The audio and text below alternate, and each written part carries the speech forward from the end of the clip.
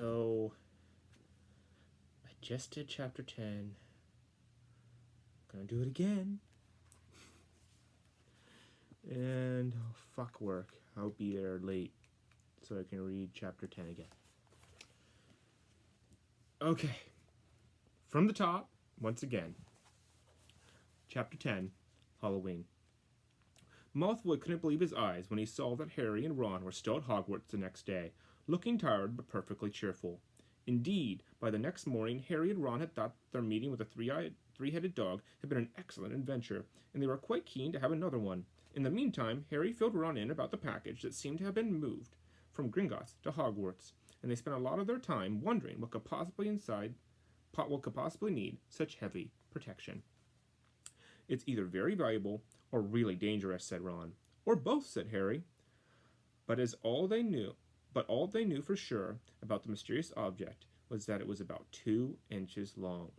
They didn't have much chance of guessing what it was without further clues. Neither Neville nor Hermione showed the slightest interest in what lay underneath the dog in the trapdoor. All Neville cared about was never going to go see that dog again. Hermione was now refusing to speak to Harry and Ron, but she was such a bossy know-it-all that they saw this as an added bonus. All they really wanted now was a way of getting back at Malfoy, and to their great delight, just such a thing arrived in the mail about a week later.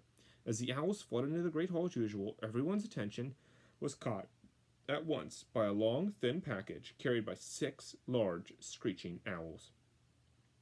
Harry was just as interested as everyone else to see what was inside the large parcel, and was amazed when the owl soared down and dropped it right in front of him, knocking his bacon to the floor. They had hardly fluttered out of the way when another owl dropped a letter on top of the parcel. Harry ripped open the large letter, which was lucky because it said, "Do not open the parcel at the table. It contains your new Nimbus 2000, but I don't want anyone knowing you've got a broomstick, or they'll all want one. Oliver Wood will meet you tonight on the Quidditch field at 7 o'clock for your first training session. Professor M. McGonagall." Harry had difficulty hiding his glee as he handed the note to Ron to read. "A Nimbus 2000, Ron moaned enviously. I've never even touched one." They left the hall quickly, wanting to unwrap the broomstick in private before their first class, but halfway across the entrance hall they found their way upstairs, barred by Crabbe and Goyle. Malfoy seized the package from Harry and felt it.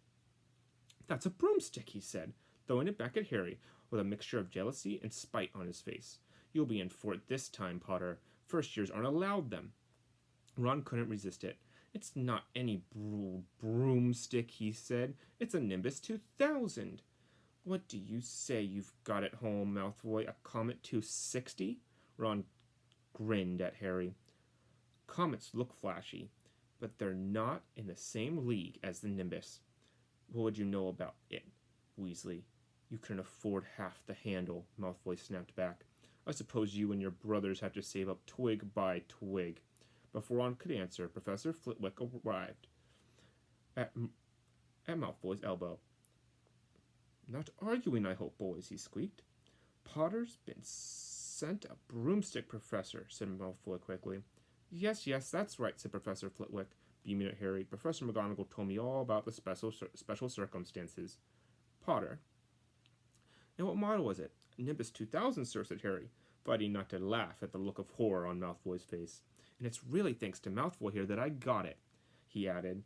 Harry and Ron headed upstairs, smothering their laugh at Malfoy's obvious rage and confusion. "Well, it's true," Harry curdled I still don't know what that word means. As they reached the top of the marble staircase. The word is spelled Chortled. Don't know. "If he hadn't stolen Neville's member ball, I wouldn't be on the team."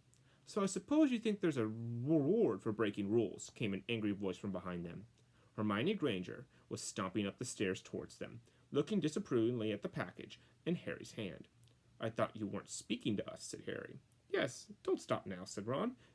It's been doing us so much good." Hermione marched away with her nose in the air. Harry had a lot of trouble keeping his mind on his lessons that day, It kept wandering up to the dormitory, where his new broomstick was lying under his bed, or straying off to the Quidditch field where he'd be learning to play that night. He bolted his dinner down that evening without noticing what he was eating, and then rushed upstairs with Ron to unwrap the Nimbus 2000 at last. Wow, Ron sighed as the broomstick rolled onto Harry's bedspread. Even Harry, who knew nothing about the different brooms, thought it looked wonderful. Sleek and shiny, with a mahogany handle, it had a long tail of neat, straight twigs, and the Nimbus 2000 written in gold near the top. At 7 o'clock drew nearer. Harry left the castle and set off in the dusk towards the Quidditch field.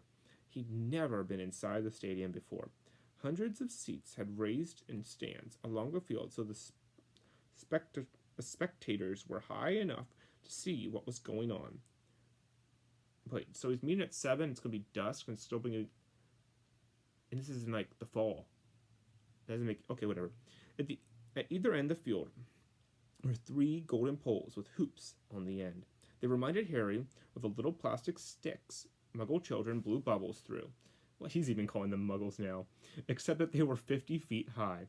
Too eager to fly again to wait for wood, Harry mounted his broomstick and kicked off from the ground. What a feeling! He swooped in and out of the goalposts and sped up and down the field. The Nimbus 2000 turned wherever he wanted at his slightest touch. Hey, Potter, come down! Oliver Wood had arrived. He was carrying a large wooden crate under his arm.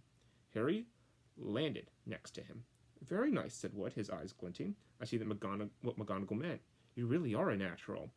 I'm just going to teach you the rules this evening. Then you'll be joining team practice 3 times a week. He opened the crate. Inside were 4 different sized balls. Right, said Wood.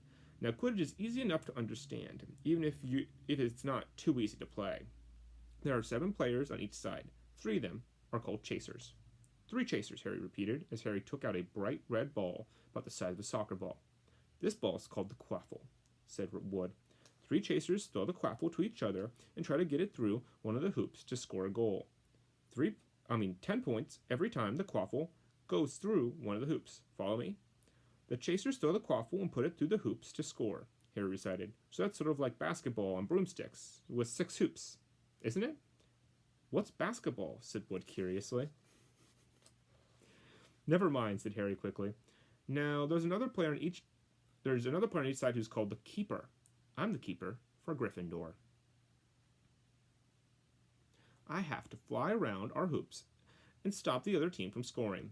3 chasers, 1 keeper, said Harry, who was determined to remember it all. And they play with the quaffle. Okay, got that. So what are they for? He pointed to 3 balls left inside the box. I'll show you now. Take this. He handed Harry a small club, a bit like a short baseball bat. I'm going to show you what the bludgers do, Wood said. These 2 are the bludgers. He showed Harry 2 identical balls, jet black and slightly smaller than the red quaffle. Harry noticed that they seemed to be straining to escape the straps holding them inside the box. Stand back, Wood warned Harry. He bent down and freed one of the bludgers. At once the black ball rose high in the air and then pelted straight at Harry's face. Harry swung at it with the bat to stop it from breaking his nose and sent it zigzagging away in the air. It zoomed back around the heads and then shot at Wood, who dived on top of it and managed to pin it to the ground. See, Wood panted, forcing the struggling bludger back into the crate and strapping it down safely. The bludgers rocket around, trying to knock players off their brooms. That's why you have 2 beaters on each team. The Weasley twins are ours. It's their job to protect their side from the bludgers and try to knock them towards the other team. So think, you've got all that? 3 chasers try to score with the quaffle, the keeper guards the goalposts, and the beaters keep the bludgers away from the team. Harry reeled off. Very good, said Wood. Have the bludgers ever killed anybody? Harry asked, hoping this sounded offhand. Never at Hogwarts. We've had a couple of broken jaws, but nothing worse than that. Now the last member of the team is the Seeker. That's you. And you don't have to worry about the quaffle or the bludgeons. Unless they crack my head open. Don't worry. The Weasleys are more than a match for the bludgers. I mean, they're like a pair of human bludgers themselves. Wood reached into the crate and took out the 4th and last ball. Compared to the quaffle and the bludgers, it was teeny, about the size of a large walnut. It was bright gold and had little fluttering silver wings. This, said Wood, is the golden snitch, and it's the most important ball of the lot. It's very hard to catch.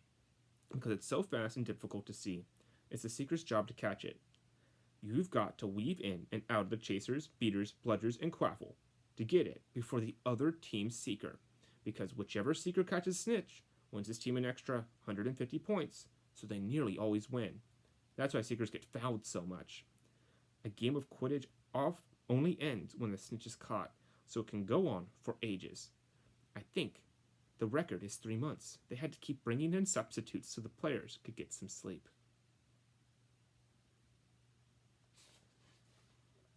That means there could be a situation where it actually might not be beneficial for you to catch the snitch, and you just want to keep the seeker, so your team has more time to score points. That's crazy. Okay. Well, that's it. Any questions? Harry shook his head. He understood what he had to do. All right. It was doing it that was going to be the problem. We won't practice with the snitch yet, said Wood, carefully sharing it back inside the crate. It's too dark. We might lose it. Let's try to go out with a few of these.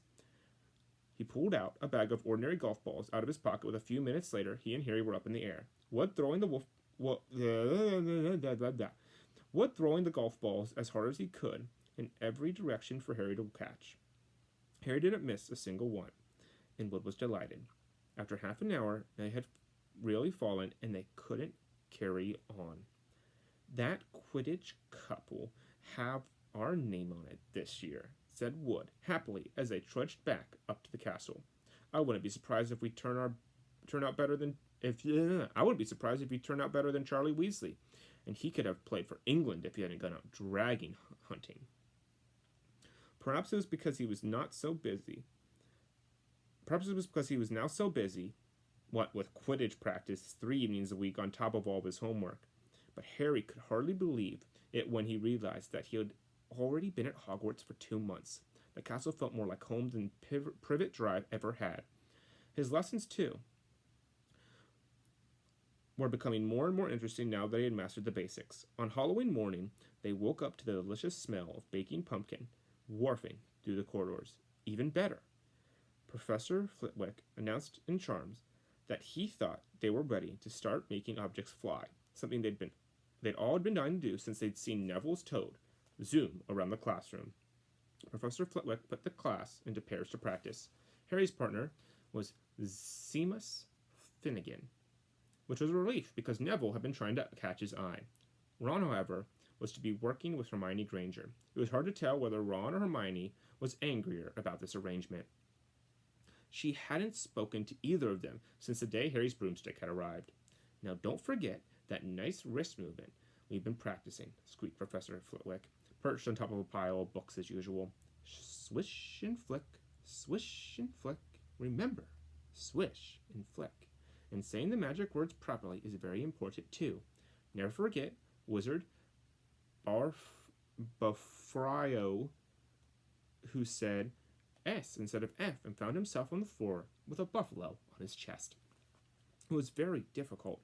Harry and Seamus swished and flicked, but the feather they were supposed to be sending skyward just lay on the desktop. Seamus got so impatient that he prodded it with his wand and set it on fire. Harry had to put it out with his hat. Ron at the next table wasn't having much more luck. Wingardium Leviosa, he shouted, waving his long arms like a windmill. You're saying it wrong, Harry heard Hermione snap. It's Wingardium Leviosa. Make the gar sound longer. You do it then if you're so clever, Ron snarled. Hermione rolled up her sleeves on her gown, flicked her wand, and said, Wingardium Leviosa. Their feather rose off the desk, hovering about 4 feet above their heads. Oh, well done, cried Professor Flitwick, clapping. Everyone see here? Miss Granger has done it. Ron was in a very bad mood by the end of class. It's no wonder no one can stand her, he said to Harry as they pushed their way into the crowded corridor. She's a nightmare. Someone knocked into Harry as they hurried past him. It was Hermione. Harry caught a glimpse of her face and was startled to see that she was in tears. I think she heard you, Ron. So, said Ron, but he looked a bit uncomfortable. She must notice she has no friends. Hermione didn't turn up for the next class and wasn't seen all afternoon. On their way down to the Great Hall for the Halloween feast, Harry and Ron overheard Parvati Patel telling her friend, Lavender, that Hermione was crying in the girls' bathroom and wanted to be left alone. Ron looked still more awkward at this, but a moment later they had entered the Great Hall, where their Halloween decorations put Hermione out of their minds. 1,000 live bats fluttered from the walls and ceilings, while 1,000 more swooped over the tables to low black clouds, making the candles in the pumpkins shudder. The feast appeared suddenly on the golden plates as it had for the start of term banquet. Harry was just helping himself to a baked potato when Professor Quirrell came sprinting into the hall, his turban askew and terror on his face. Everyone stared as he reached Professor Dumbledore's chair, slumped against the table, and gasped, "Troll! In the dungeon! That you ought to know!" And then sank to the floor in a deep faint. There was an uproar. It took several purple firecrackers exploding from the air of Dumbledore's wand to bring silence. "Prefects," he rumbled, "lead your houses back to the dormitories immediately." Percy was in his element. "Follow me, stick together, first years. No need to fear the troll if you follow my orders. Now stay close, right behind me now. Make way. First year's coming through. Excuse me, I'm a prefect." "How could a troll get in?" Harry asked as they climbed the stairs. "Don't ask me. They're supposed to be really stupid," said Ron. Maybe Peeves let it in for the Halloween joke. They passed different groups of people, hurrying in different directions, as they jostled their way through a crowd of confused Hufflepuffs. Typical. Harry suddenly grabbed Ron's arms. "I just thought. Hermione, what about her?" "She doesn't know about the troll." Ron bit his lip. "Oh, right," he snapped. "But, Percy, better not see us." Ducking down, they joined the Hufflepuffs, going the other way, slipping down a deserted side corridor and hurried off towards the girls' bathroom. They had just turned the corner when they heard quick footsteps behind them. "Percy!" hissed Ron, pulling Harry behind a large stone griffin. Peering around it, however, they saw not Percy, but Snape. He crossed the corridor and disappeared from view.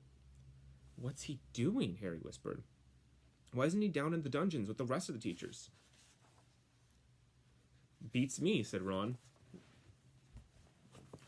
Quietly as possible, they crept along the next corridor after Snape's fading footsteps.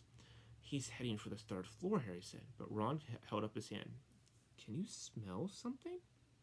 Harry sniffed, and a foul stench reached his nostrils, a mixture of old socks and the kind of public toilet no one wants to clean. And then they heard it, a low grunting, and the shuffling footfalls of giant feet. Ron pointed at the end of the passage to the left. Something huge was moving toward them. They shrank into the shadows and watched as it emerged into a patch of moonlight. It was a horrible sight. 12 feet tall, its skin was dull and granite gray.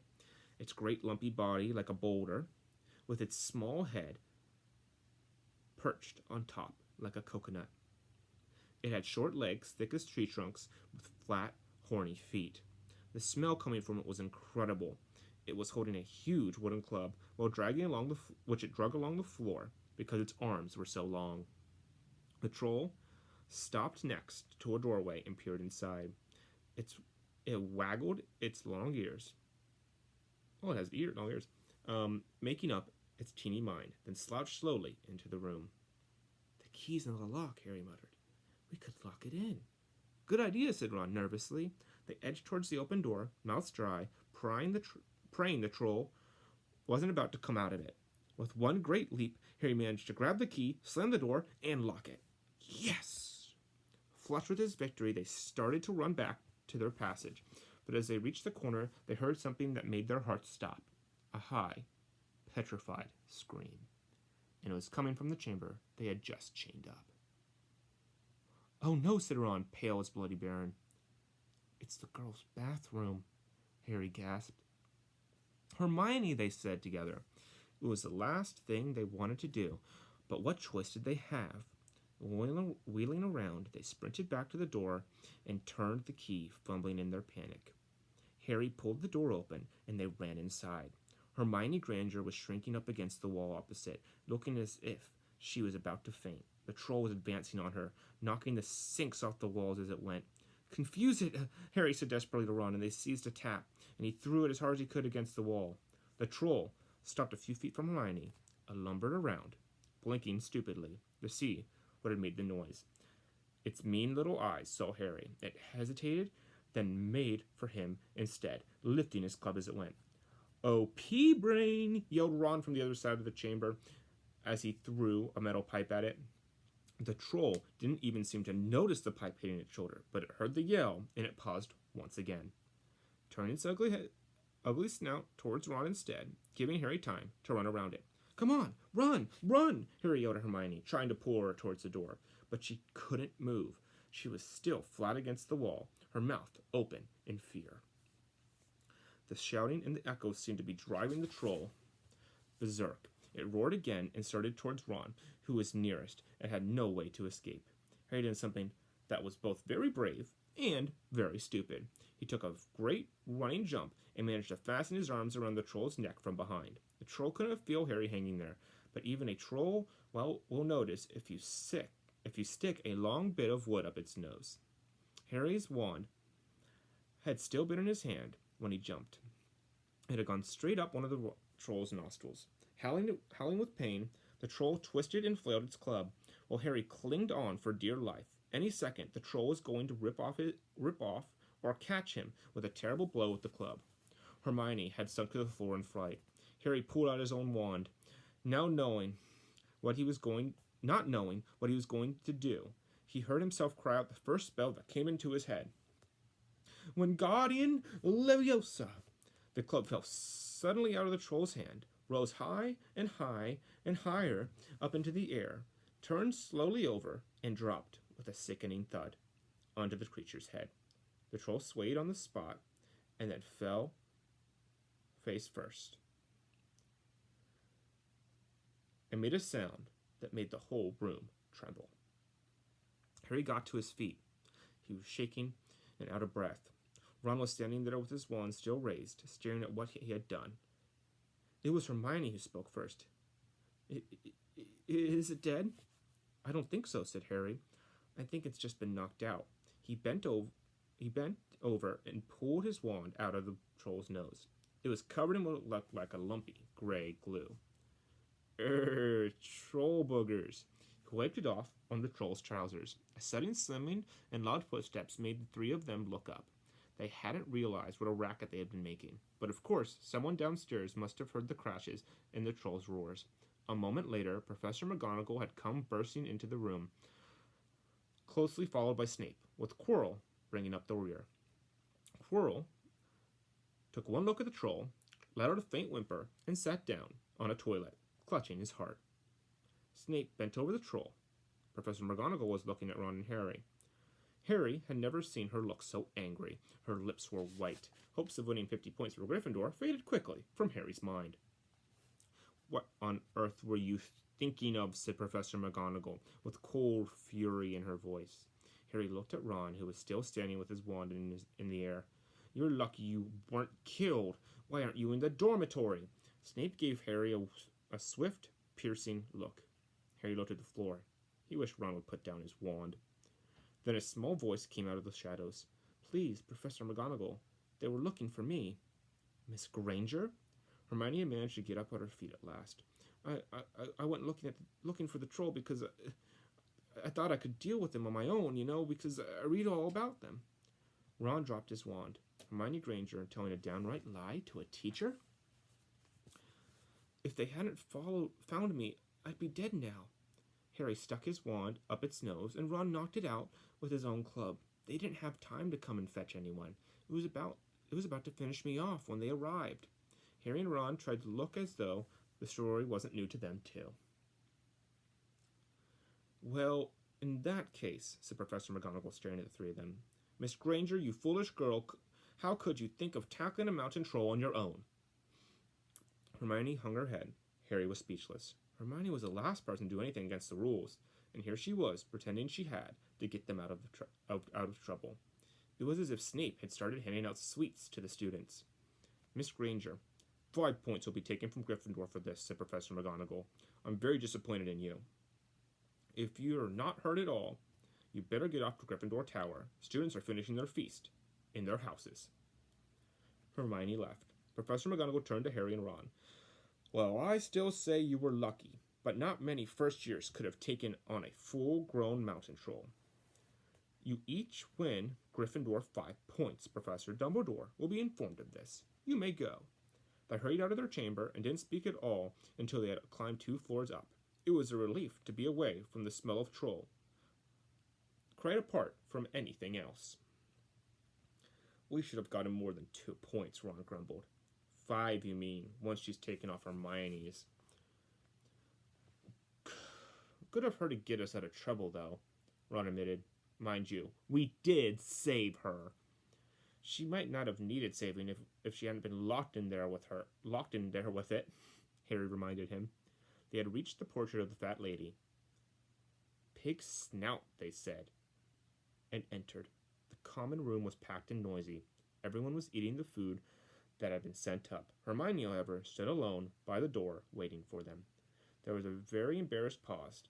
Then none of them looked at each other, and they all said, thanks, and hurried off to get their plates. But from that moment on, Hermione Granger became their friend. There are some things you can't share without ending up liking each other, and knocking out a 12-foot mountain troll just happens to be one of them. Okay. Hopefully, this video saves. I love you. I hope you sleep well tonight. And Gnocchi.